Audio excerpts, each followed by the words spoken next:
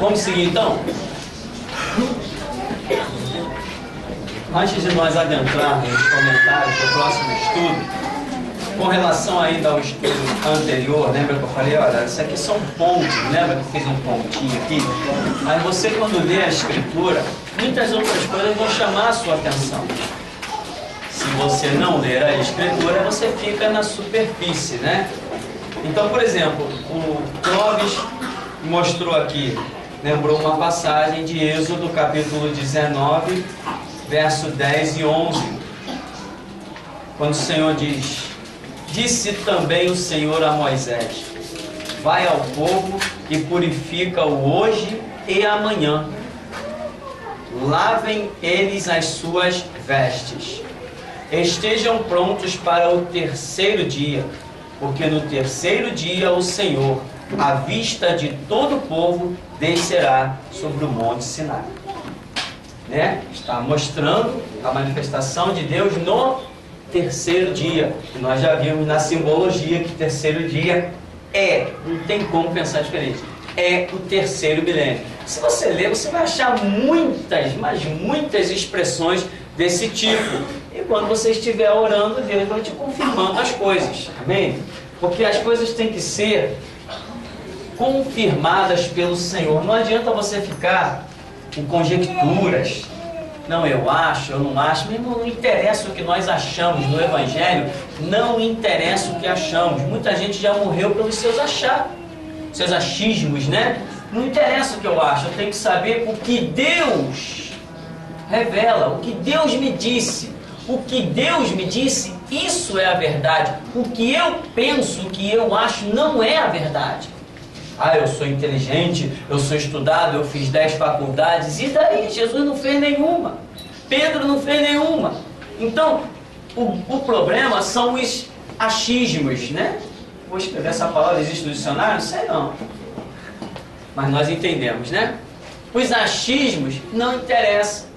Hoje as pessoas estão perdendo o mover de Deus porque acham que Deus não poderia agir daquela maneira. Muita gente já disse assim para mim: não, eu gosto da sua pregação, mas eu não concordo que você fala mal das igrejas. Então, eu não concordo. Não está dizendo que Deus disse para ela ou deixou de dizer. Ela está dizendo: eu não concordo que você fala mal das igrejas. Então, é ela que não concorda, é um problema dela. E eu digo assim: já orou para saber o que Deus pensa do que eu prego? Não, eu não concordo. Não é certo falar mal das igrejas. É mesmo? Em toda a história de Israel, todos os profetas que foram levantados por Deus foi para chicotear o seu próprio povo. Não foi? Ah, foi. Ezequiel, Isaías, Jeremias e etc. Neemias repreendeu. O povo de Deus sempre foi digno de repreensão, porque Deus corrige o que ama, açoita o que tem por filho. Então eu hoje sou voz de restauração, não só no Brasil, no mundo. Estamos com pessoas fazendo a obra na Alemanha, na África e por aí afora, Japão. Tem gente fazendo a obra de maneira incrível. Eu estou mandando material do ministério para tudo que é canto, para pessoas que estão lá duplicando e distribuindo. Tem um filho de japonês que daqui do Brasil ele foi para o Japão. Esqueci o nome do homem, não sei o que, Tabata, um nome assim complicado, como sempre, né, de japonês. E ele pegou o material do nosso ministério, está duplicando e está distribuindo dentro das comunidades, como é que chama? Brasileiras, né? O povo brasileiro lá que fala português, ele está distribuindo. Lá no Japão ele está fazendo essa obra. Temos uma pessoa na Alemanha que tem contato de pessoas em vários outros países. Mandei material para ela e ela está mandando para os outros países. Então, o nosso ministério não é um ministério local, o nosso ministério é mundial. E eu nunca saí do alto desse morro. Muita gente está preocupada em viajar para cá, viajar para lá. Jesus não precisa pegar a barquinha e atravessar para lugar nenhum. Jesus não precisa viajar. Então, meu irmão, como eu li o texto aí, você vai descobrir coisas. O problema das pessoas não aceitarem certas visões é por causa dos seus achismos. Não, eu acho, eu penso. Tá, mas e aí a revelação de Cristo? Onde ela fica? A Bíblia não me chama uma conversão. Conversão não significa... Eu penso que significa isso, ó. Troca de valores e opiniões. Não é isso que é? Se eu já tivesse os mesmos valores que o Evangelho propõe e tivesse a mesma opinião que o Evangelho me chama a ter, se eu já tivesse isso, eu poderia dizer que me converti? Não, eu já pensava assim. Não, Jesus pregou o Evangelho. Não, eu já pensava assim, eu já vivi o Evangelho. Jesus mostrou o valor das riquezas espirituais acima das riquezas naturais. Não, mas eu já pensava assim. Então não me converti. Conversão é justamente um chamado a uma visão diferente, a valores diferentes. Isso é conversão. Mas as pessoas dizem, não, eu acho que você está errado. Eu acho que você não deveria falar mal do pastor fulano. Eu acho que você não deveria falar mal da igreja tal. Depende. Porque às vezes a igreja para um não é a igreja para outro. Seja como for, aquilo que Jesus me disser, aquilo que eu acreditar que ouvi de Jesus, escandalize meio mundo ou o mundo inteiro. Vai ser isso que eu vou pregar. E eu estou de pé. Só tem uma maneira de eu não pregar. É não ficar mais de pé. Enquanto eu estiver de pé, meu irmão, não interessa quem acha, deixe de achar. Isso é problema de cada um, não é verdade? Então, muita gente não aceita as visões do ministério justamente porque, ao invés de orar, ela prefere achar. Eu não gosto daquele pastor. Não, eu fui lá, ele até bonzinho, mas quando ele falou do fulano, eu não aceito isso. É mesmo? Vai orar. Não, eu prefiro achar. Não, eu acho que ele está errado. É mesmo? Eu, quando era católico, eu achava que tinha Deus. Quando eu batia a cabeça para o tranca-rua, eu também achava que tinha Deus. Quando eu oferecia cigarro para o tranca-rua, que ele não tinha dinheiro para comprar, eu achava que eu tinha Deus. Quando ele levava charuto e garrafa de pitu para a pombagira, que ela não tinha dinheiro para comprar, eu achava que ela tinha Deus, que eu tinha Deus. Eu achava. Então o que eu acho, o que eu penso, não muda nada. A minha cuca, a minha cabeça, irmão, não é fábrica da verdade. A Bíblia diz em João 8,32: conhecereis a verdade, e a verdade vos libertará. Se Jesus Cristo diz conhecereis a verdade, significa que ela não está dentro de mim, ela está fora. Eu preciso conhecer, tomar conhecimento dela. Então, esses achismos por aí fazem as pessoas perder o passo do Espírito Santo. Nós vamos seguir então para o nosso estudo final aqui. G12. O câncer das emoções. Mais uma vez, vamos tocar nesse assunto. Tem esse texto aí que você já deve ter lido algumas vezes. Esse texto provoca muita gente, muita gente. Uma vez eu recebi um e-mail e a pessoa simplesmente ela usou todo o seu vocabulário da pior espécie. Quem é você? Um Zé Ninguém. Quem é você para falar do ministério tal? Quantos membros tem a tua igreja? Quantas igrejas você tem? Essa pergunta então, essa é pesada, né? Quantas igrejas você tem?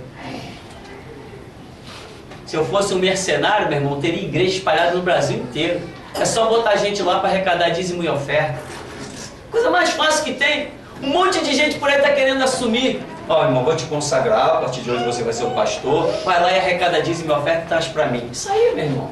Teria igreja espalhada pelo Brasil inteiro. Eu recebi terreno em vários lugares desse Rio de Janeiro. Recebi propostas em outros estados. Não vou. Por quê? Porque eu aprendi que é melhor obedecer do que sacrificar. Estou muito bem no alto do morro, estou alcançando pessoas lá do outro lado do Pacífico. Estou muito bem aqui. Se Jesus me mandar sair, eu saio. Se ele me mandar ficar, eu fico. Né? E olha o que estamos construindo aí. Uma obra que sei lá quantos mil vai dar. Depois eu digo para você quantos mil deu isso aí. Não estamos fazendo campanha, não estamos fazendo corrente, estamos colocando melhor material. Estamos trabalhando para quê? Para que pessoas possam chegar ali e estudar. Então, Esse estudo aqui, eu recebi um e-mail de uma mulher, onde a mulher, como a gente costuma dizer, descascou tudo que tinha direito. Eu falei assim, não vou perder tempo. Deletei. Passou-se mais ou menos uns 6 meses. Aí quando eu abro a caixa de e-mail, depois de vasculhar um monte, lá tá o dela de novo. Falei, essa mulher de novo? Abri. Pastor, me desculpe, me perdoe, eu falei isso, eu falei aquilo outro, mas agora eu vi que é verdade as suas palavras e tal, eu estou traumatizada, eu estou problemática, a minha filha e não sei quem. Eu falei, ah é? Porque é o tal do achar, né?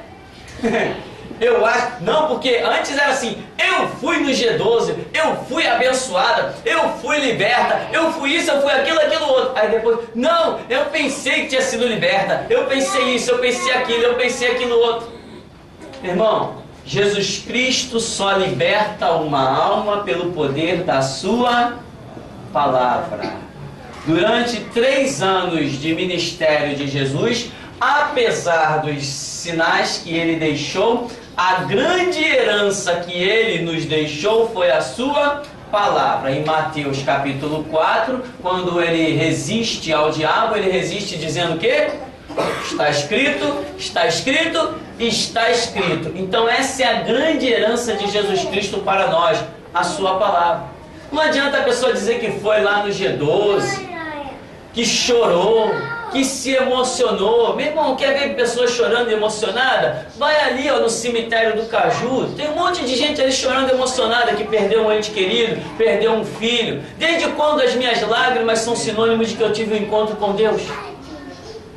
Não, eu chorei muito, eu encontrei um jovem aqui de baixo, que era presbítero da Assembleia. Não, que eu fui no G12 e eu chorei demais. Eu falei assim, e daí que você chorou, meu amigo? Todo mundo tem a capacidade de chorar. Houve uma notícia triste, mexe as suas emoções. Isto é G12, onde eu intitulei O Câncer das Emoções, porque são técnicas que envolvem, que têm o objetivo de envolver o sentimento das pessoas. Já falamos nisso muitas vezes, mas essas práticas ainda persistem por aí em alguns lugares. Inclusive pessoas que antes tinham entendido a malignidade contida nessas técnicas do chamado G12, agora estão se rendendo a essas práticas. Por quê? Porque viram que mexe com a emoção das pessoas, acaba levando gente para dentro da igreja, e para eles o que interessa é quantidade, o que interessa é ofertas. Não é o nosso caso. Aqui diz então, G12, o câncer das emoções, uma palavra de alerta. Quero deixar o mais explícito possível que abomino, tenho aversão e profundo nojo a esta doutrina diabólica chamada G12, ou grupo dos 12, ou ainda a igreja em célula. Conforme revelam as Escrituras em inúmeras passagens bíblicas, nós somos corpo, alma e espírito. Ocorre que nossa alma é responsável pela captação de situações que moverão em nosso emocional. Nosso espírito, entretanto, capta a unção e as revelações do Espírito Santo, pois nosso espírito é a essência que o Senhor criou para que possamos ter com Ele comunhão e sermos diferentes dos animais. Então, fato, quem somos nós? Somos um corpo, alma e espírito. E o que temos visto? O corpo, alma e espírito é uma essência que se reduz em apenas um. Somos isso. Nós somos isso. Mas, por exemplo, quando você sente dor, é porque alguma coisa afetou o seu espírito? Não. Você diz assim, eu estou com uma dor de cabeça, é porque o teu espírito, a tua essência espiritual está doendo? Você diz assim, poxa, eu comi alguma coisa que não me caiu bem, né? Já usou essa expressão? Comi alguma coisa que não me caiu bem. Já ouvi isso aí demais. Estou com uma dor de estômago. É o seu espírito, é a sua alma que está doendo? Não. Então você já começa a detectar que o seu corpo tem reações diferentes. Quando você ouve uma notícia triste, Você vem chegando feliz da vida, alguém diz assim, olha, teu tataravô morreu, você leva aquele choque terrível, começa a chorar. Seu corpo foi ferido? Alguém bateu em você para você estar chorando? Mas aquela notícia te afetou e você começa a chorar. O que foi atingido? A sua alma. Não foi o seu corpo. Aqui no Espírito estão, como a Bíblia até diz em Romanos, o quê? 8, que o Espírito Santo, 16. O Espírito Santo testifica com o nosso Espírito. Então o Espírito Santo troca as figurinhas dele com o nosso Espírito. Então nós detectamos que há uma reação diferente no nosso corpo, na nossa alma, e que o nosso Espírito é a sede da ação do Espírito Santo, ou como alguns costumam dizer, muito bem dito, inclusive, que o nosso Espírito é um depósito das revelações de Deus. Uma vez eu vi um pastor pregando, e ele estava pregando, e de repente ele ficou meio perdido, ele disse assim, porque o nosso Espírito é um... Ele ficou completamente perdido em cima do palco, do púlpito. Aí naquele instante, de repente, ele disse, depósito. Eu falei assim, eu virei para o irmão que estava do meu lado e falei assim, essa palavra veio do alto. E ele disse, o nosso Espírito é um depósito do Espírito Santo. Dias depois, o pastor estava numa palestra dentro do seminário, e ele comentou, às vezes nós estamos ali na dependência de Deus e recebemos coisas que não sabemos. Aí ele disse assim, na semana passada eu estava pregando e eu disse que o nosso Espírito é um depósito do Espírito Santo. E aquilo Deus me revelou na hora. Eu falei assim, bem que eu tinha percebido que aquela palavra saiu de uma forma diferente.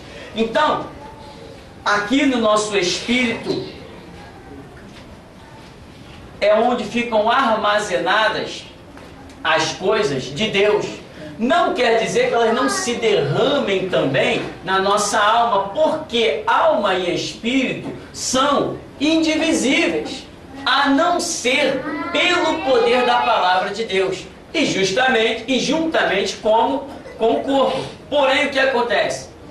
A sua alma e espírito é muito mais inseparável do que a essência do corpo. Pois nós sabemos que existem arrebatamentos em que o corpo permanece num lugar e a essência espiritual, que é alma e espírito, pode sair e ir até outras nações. A Bíblia mostra isso com o profeta Daniel, mostra isso com o apóstolo João, mostra isso com o apóstolo Paulo. E mostra isso, imagino eu, com tantos outros que me fogem à memória, e muitas experiências pessoais. Eu tive, inclusive eu mesmo, cheguei a ter uma experiência dessa em que eu fui arrebatado, né? A gente chama arrebatado, na verdade não é bem arrebatado, mas não tem outro nome, a gente usa esse mesmo.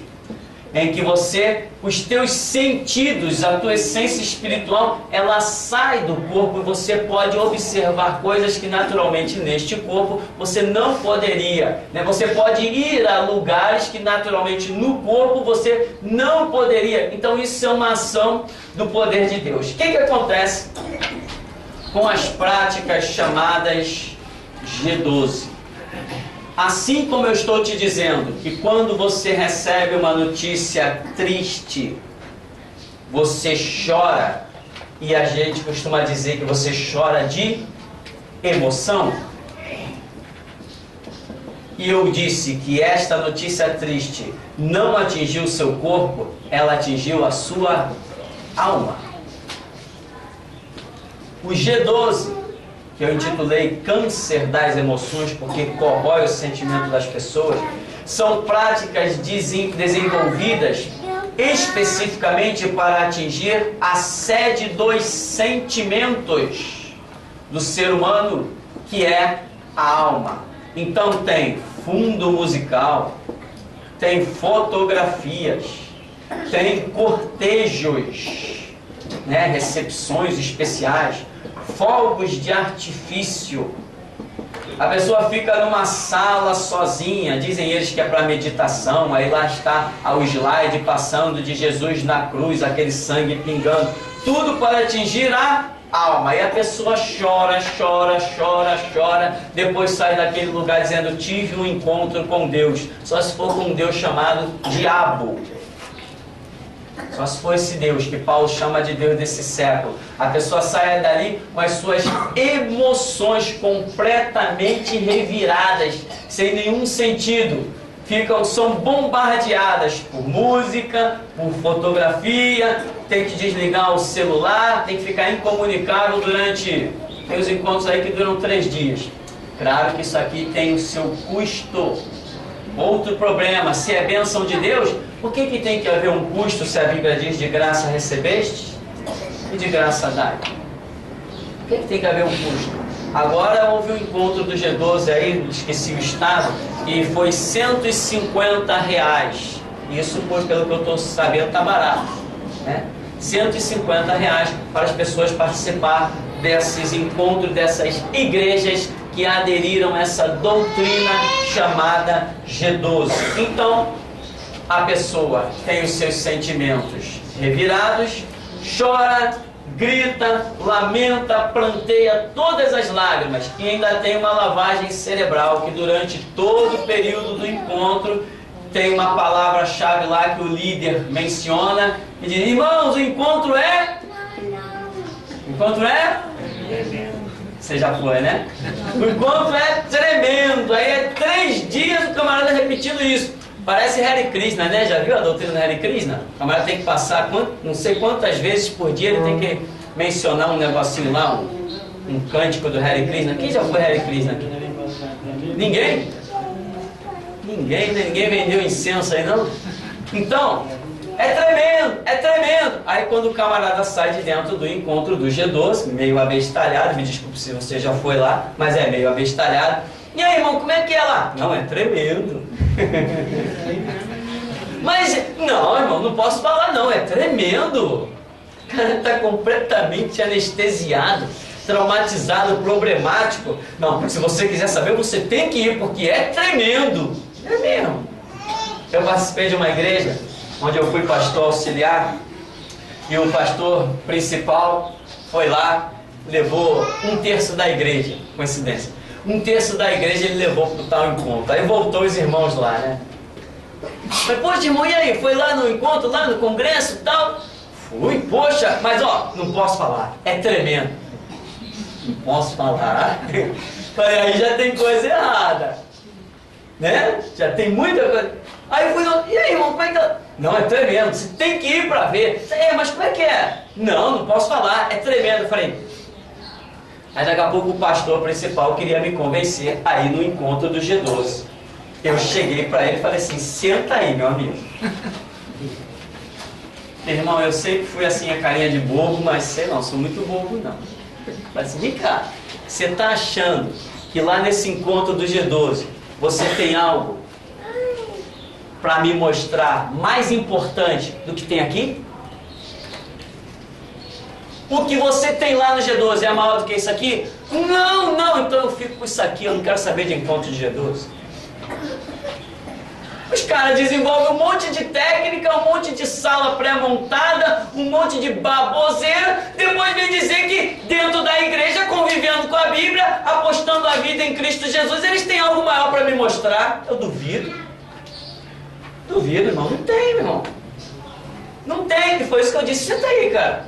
Você está querendo me dizer que lá no G12 tu tem algo maior para me mostrar do que a Bíblia? Não, não, mas é tremendo, é tremendo. Tá bom, que seja tremendo, mas não é mais tremendo que a Bíblia. Eu conheço o sangue de Cristo, eu estou disposto a dar minha vida por Ele. Não tem algo mais importante para me mostrar que isso? Então me deixa quieto. Não deu outra. Dentro de poucos meses, Deus virou para mim e disse assim: sai disso. Eu saí fora, vim fundar a Geração Jesus Cristo. Ele ficou lá, aceitou a proposta do cara do G12, fechou a igreja e pronto, hoje está todo mundo desviado. A família dele, inclusive. E ele abandonou, perdeu o ministério, era um pastor com promessas, perdeu o ministério, hoje tem o seu empreguinho aí na sociedade. Mas perdeu o ministério, o que se compara a isso? Eu prefiro a morte. Então, meu irmão, se alguém tiver uma proposta para te fazer, você tem que chegar, pegar a Bíblia e dizer assim: o que estão me apresentando é maior do que isso aqui? que o sangue de Cristo, que a palavra do testemunho? Não, então eu continuo com isso aqui. Nada é maior que isso. Isso é o que acontece no G12, né? Tenta mexer com as emoções, tenta mexer com a curiosidade. Você tem que pagar para ir nos encontros, aí chega lá, sim, uma coisa que acontece no G12, regressão. Aí é pegar pesado. É o Freud. Como é que escreve Freud, hein? Quem sabe aí? FR? O D. FR? Inverti aqui. FRE U D. Já viu, né, irmão? Pedir psicologia, eu entendo pra caramba. Sou bom demais. Não sei nem o nome do pai dela. Então o tal do... Esse cara aí, ó, Freud. Não acredite, irmão, tá escrito Freud aqui. Que nem Renault, né? Já viu? Tenta ler. Outro dia meu filho disse assim: Tupi, o que é aquilo ali? Renaldi. Eu falei, Renault. É uma loja que vende carro. Fazer o que, né? Esse país miscigenado aí, tanto na raça quanto no idioma. Então, irmão, esse camarada aqui desenvolveu técnicas, a chamada psicologia, desenvolveu técnicas tremendas.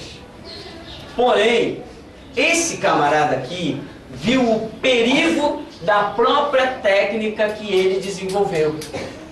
E você vai lá no G12, aí o camarada diz assim: eu vou orar por você, deita aí. Aí o cara deita com aquela voz bonita, põe o fundo musical aí. Aí o cara põe o fundo musical, aquele fundo musical de primeira, aquele som de primeira.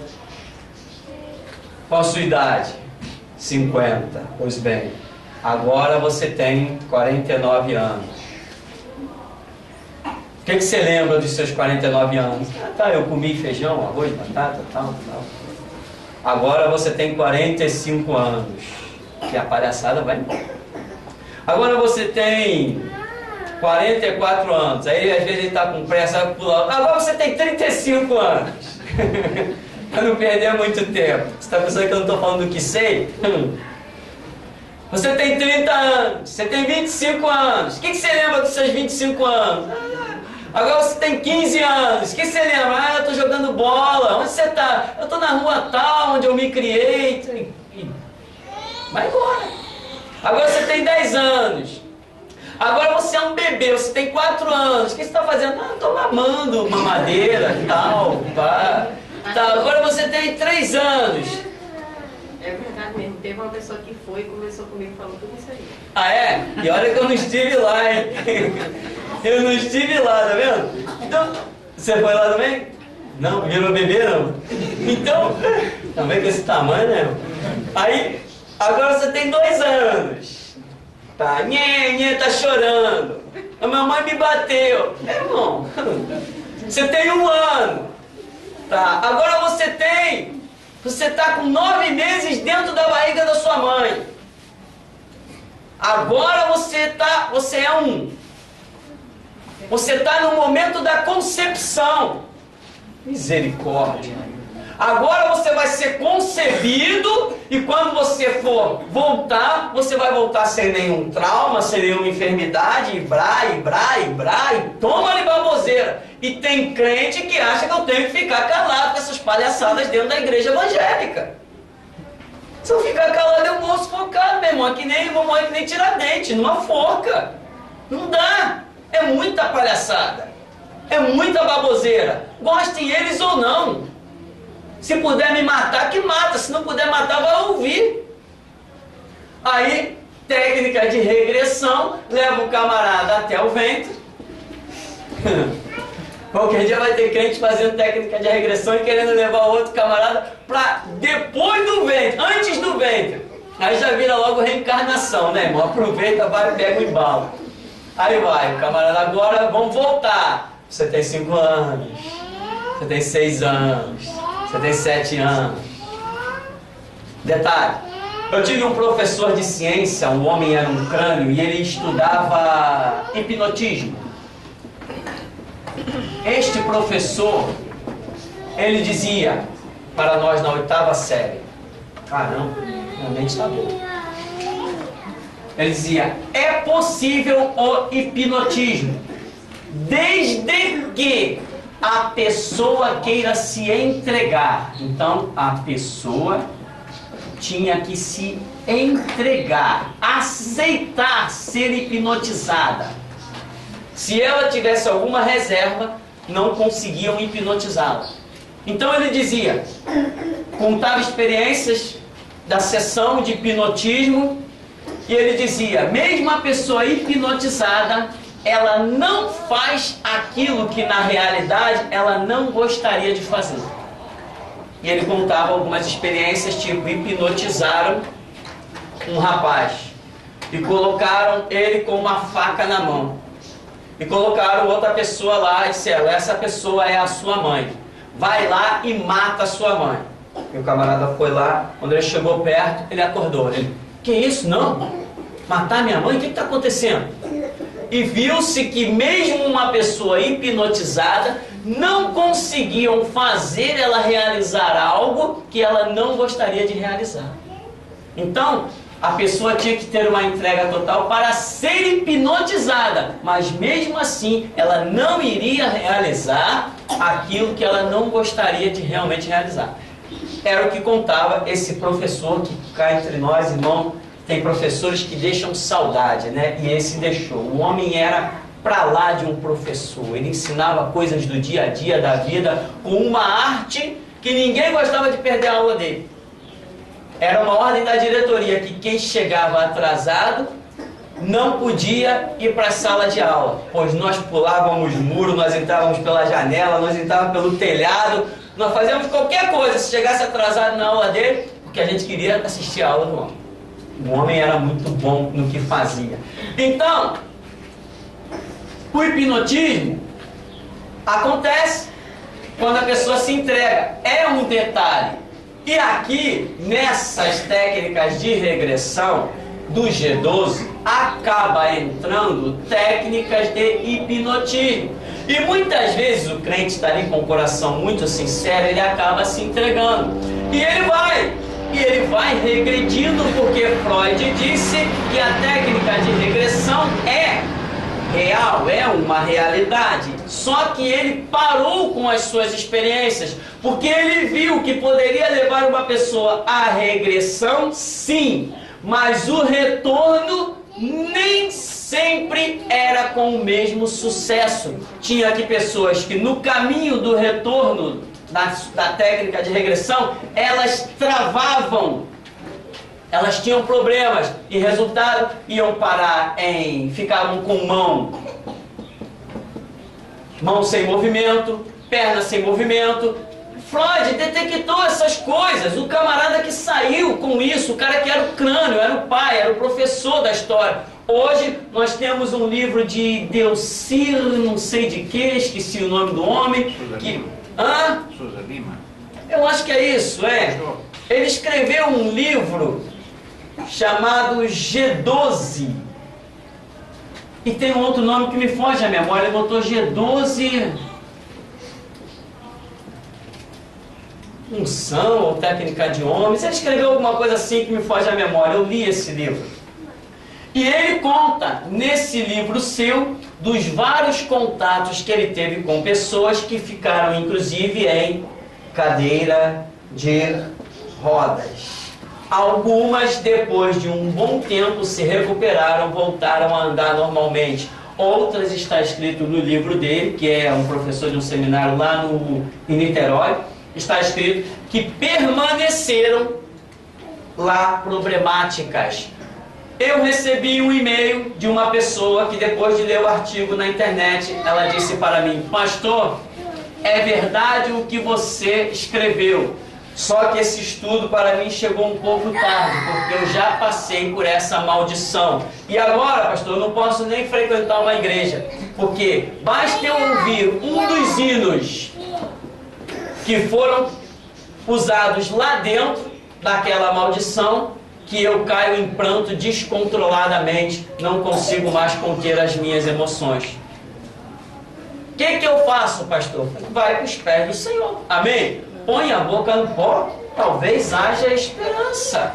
Agora, Foram muitos e-mails que eu recebi, alguns com aqueles elogios maravilhosos, né, que você sabe bem, mas outros felizmente, mostrando que realmente o estudo, o alerta era valioso. Então, G12 faz o quê? Mexe com as emoções das pessoas, e quando se trata de mexer com emoções, é coisa muito perigosa. Você já viu que tem aquelas pessoas mais nervosas, que quando tem uma notícia trágica para dar à pessoa, as pessoas dizem assim, caramba, como é que vai dar essa notícia para fulano? O outro chega assim, tua mãe morreu, cara, legal, tá, depois do futebol eu vou no enterro. A emoção dele é diferente. Tem outros que se disser, tua mãe morreu, acabou, meu irmão. O camarada fica traumatizado. E por falar em trauma, você sabe que a grande massa da população é traumatizada. Tem problemas às vezes que são gerados, isto é uma realidade, desde o ventre, ou agressões que a pessoa sofreu no decorrer da sua vida, dia a dia. Uma série de situações levam pessoas a ficarem traumatizadas. A pressão do dia a dia leva pessoas a serem traumatizadas. E o que acontece? Uma pessoa dessa que tem um trauma, quando ela bate no G12, meu irmão, aí juntou a fome com a vontade de comer. Aí é terrível. A pessoa sofre muito e depois para se recuperar é muito difícil. Eu conheço um rapaz que queria um ministério, fez seminário, estava estudando e ele queria ser pastor. Aí eu encontrei com ele, é tremendo, chorei muito e tal, aquela coisa toda maravilhosa. 15 dias depois, eu encontrei com o mesmo rapaz. Aí, como é que tá? Não, eu saí da igreja, eu não quero mais saber de ministério, não. A minha esposa está indo lá numa outra igreja e tal. Mas não quero mais saber disso, não. Primeiro ele queria tudo. Foi por encontro lá em Minas. Eu estive em Minas e eu conheci lá, o G12 invadiu uma igreja chamada Igreja Batista, né? Uma das maiores igrejas que tem lá é uma batista tradicional. Aí você imagina a situação do local, do bairro. E essa igreja, uma vez que eu passei por lá, vários jovens tinham ido para os encontros do G12. Na segunda vez que eu passei por lá, se não todos, esses jovens estavam afastados e até fumando maconha. Inclusive mulheres. O G12 é uma praga, o G12 é uma desgraça. Não vou nem dizer que o G12 é do diabo. Não vou nem dizer isso. Mas são técnicas humanas que não podem permanecer dentro do Evangelho de Jesus Cristo. O Evangelho subsiste por si só. Nós temos que largar todas as nossas técnicas humanas e nos convertermos para viver o Evangelho de Jesus Cristo. A regra é Evangelho. O que eu penso, o que eu acho, o que Freud disse, a minha inteligência, a minha sabedoria, ou seja lá as minhas faculdades, as minhas cadeiras, nada disso interessa. O que nos interessa é Evangelho. O que sai do Evangelho, joga fora no lixo. Amém? Alguma pergunta? Uma pergunta? Não? Ninguém tem nada a dizer? Então, irmão, já que ninguém tem nada a dizer, nós vamos ficando por aqui. Você acaba de ler o estudo aí. Eu acho que eu tenho aqui. Tá lá, ó. No último parágrafo diz: quero ainda aconselhar a leitura do livro G12, Revelação de Deus ou Criação do Homem, de autoria de Delcir de Souza Lima. É esse aí, tá? Esse é o livro que você pode procurar nas livrarias e vai ver os relatos horripilantes sobre a questão do G12. Amém? Vamos ficar por aqui em nome de Jesus? Vamos agradecer ao Senhor. Amado Deus, Pai querido, nós te glorificamos, Senhor, por esta manhã em que poderíamos estar em tantos lugares perdendo o nosso tempo e perdendo a nossa vida. Mas aqui estamos, Senhor, para que o Senhor, por misericórdia, nos revele a sua vontade, nos mostre, ó Deus, a verdade que devemos andar, nos inspire, ó Deus, nos impulsione, mostre, Senhor, se verdadeiramente estamos no caminho da luz ou das trevas, ó Deus, da verdade ou da mentira. E nós, eis o nosso clamor coletivo, a nossa súplica. Sonda-nos, ó Deus, vê se há em nós algum caminho mau e guia-nos pelo caminho eterno. Porque nós queremos viver e, se preciso for, morrer pelo teu sacrifício, pelo teu sangue, pela tua palavra, e não por outras coisas que são passageiras. Por isso, Deus, dá-nos graça, renova as nossas forças e cumpre em nós o teu querer, seja ele qual for, algemas, cadeias, prisões ou a própria morte, porque o viver é Cristo e o morrer é lucro. Assim nos despede com a tua graça, com a tua bênção, em teu santo nome, Jesus. Amém. Amém, irmãos. Vamos em paz em nome de Jesus.